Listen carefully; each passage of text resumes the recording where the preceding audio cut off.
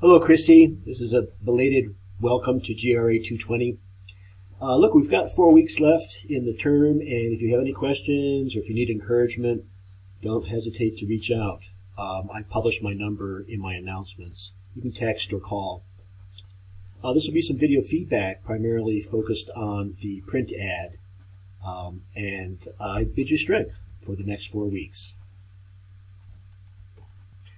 Chrissy, when I try to open up your Illustrator files, it's prompting me for missing images. This tells me that you have linked your images, but perhaps not embedded them. However, I can see your layer structure. It looks good. I'm just going to click through these to show you how little we're left with if you don't embed your images.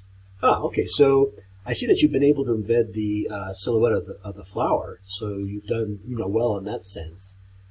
It's just that I'm missing, apparently, some of the other imagery.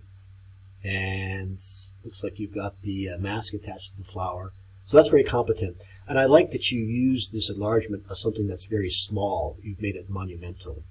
Working your mask, I see a little coarseness maybe right here and here. And I like the asymmetry of it too.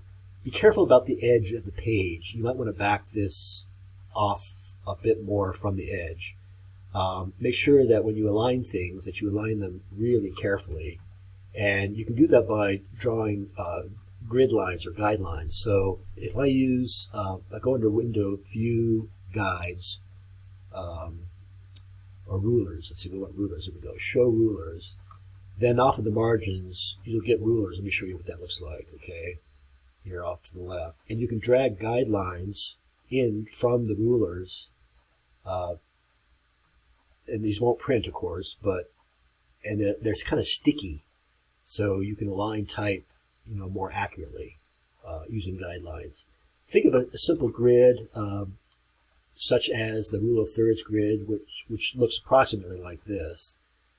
It would be the canvas divided up into 9 rectangles on which you can align your type. So and it's called rule of thirds because you divide your canvas up into thirds, something approximately like this.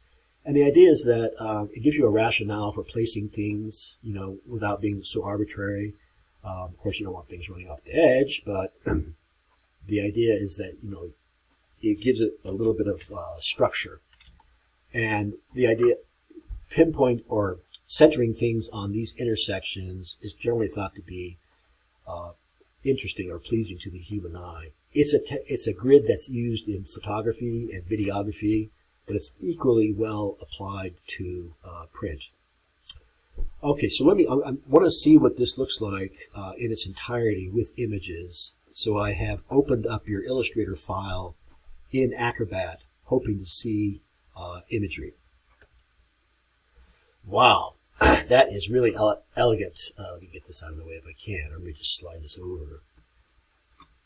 That is very nice. The flower blossoms, I should get rid of this.